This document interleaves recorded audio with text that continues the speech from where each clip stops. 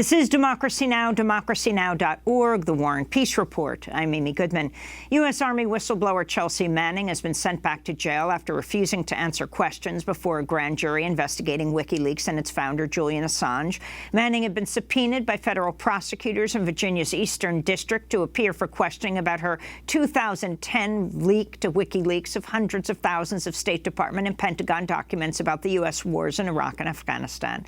To talk more about the jailing of Manning, as well as other issues, including what's happening in Venezuela, we turn right now to Glenn Greenwald, speaking to us from Brazil. He's a Pulitzer Prize-winning journalist, one of the founding editors of The Intercept. Glenn, welcome back to Democracy Now! Talk about Chelsea Manning once again being jailed.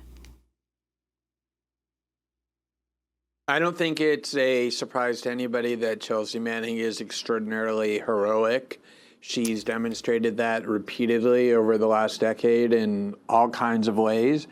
But what she's doing here is really remarkable because the context is that the Trump administration is trying to do what the Obama administration tried to do, but ultimately concluded it couldn't do without jeopardizing press freedoms, which is to prosecute WikiLeaks and Julian Assange for what it regards as the crime of publishing top secret or classified documents.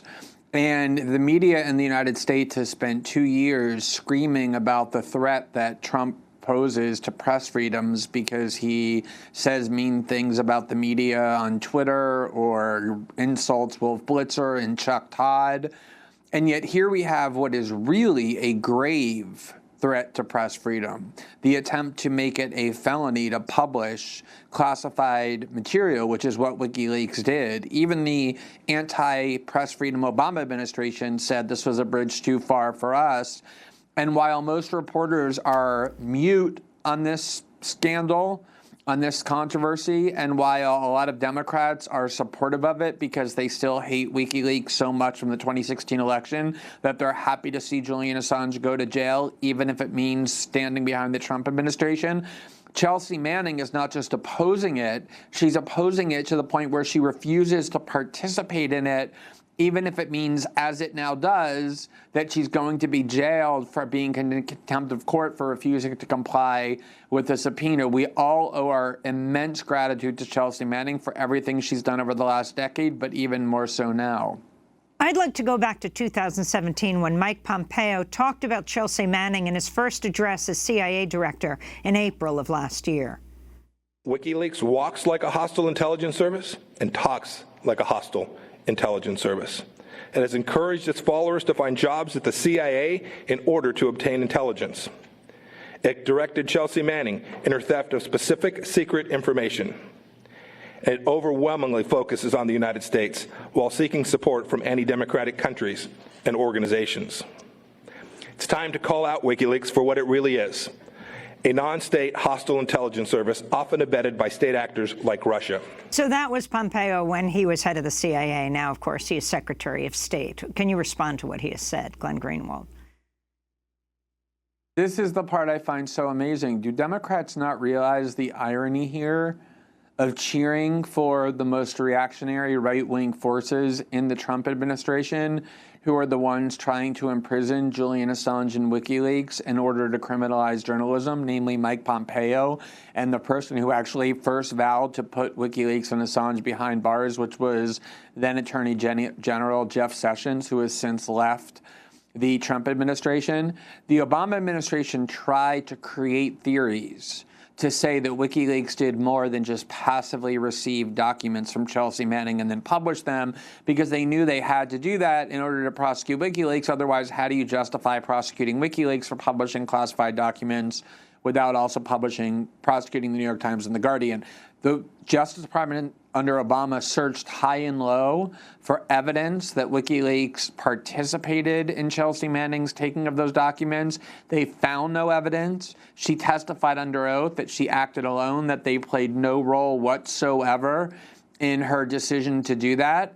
And now suddenly, 7 years later, Mike Pompeo claims that they have evidence or that they believe that WikiLeaks told her to do it, and therefore they intend to prosecute WikiLeaks. And unfortunately, between the Republicans, who have long hated WikiLeaks for exposing the war crimes of the Bush administration, and Democrats who now hate WikiLeaks because they published documents that were harmful to or reflected poorly on Hillary Clinton and the Democratic Party, very few people are willing to stand up to this very serious attack on press freedom, and thankfully Chelsea Manning is one of those people. I want to turn to John Bolton. Speaking about Chelsea Manning, in the 2012 BBC film WikiLeaks, The Secret Life of a Superpower, he was interviewed by Richard Bolton.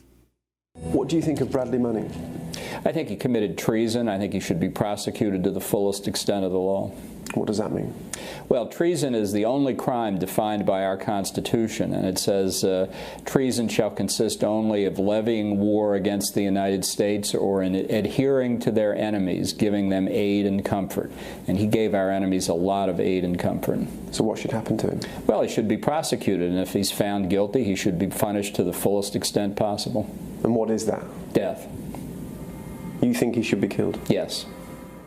Do you think he should be killed? Yes, responded John Bolton, now the National Security Advisor. Of course, Bradley Manning became Chelsea Manning. She announced her transition the day she was sentenced. Glenn Greenwald. These are the sentiments that are driving the current attempt to prosecute WikiLeaks and Assange, and those are the monsters who are responsible for it. So I would hope that however angry someone might be at Julian Assange or WikiLeaks for whatever they think they did as part of the 2016 election to undermine Hillary Clinton by publishing truthful documents that showed the corruption of the DNC, however angry one might be at WikiLeaks for having done that, one can separate those emotions and understand that what the Trump administration has nothing to do with the 2016 election. The criminal proceedings that have led to Chelsea Manning's jailing for the second time in the last decade are all about documents that were published not in 2016, but in 2011 and 2012. And it's being done by people like John Bolton, who believe that if you publish top secret documents that report on the misdeeds and criminal acts of the U.S. government, you're not only a criminal, but a traitor who deserves to be killed. You just heard that with your own ears. And so anyone supporting the Trump administration's efforts to put Julian Assange in prison because you're angry about what he did in the 2016 election, you're aligning yourself with and you're empowering those warped sociopathic sentiments that you just heard come out of John Bolton's mouth.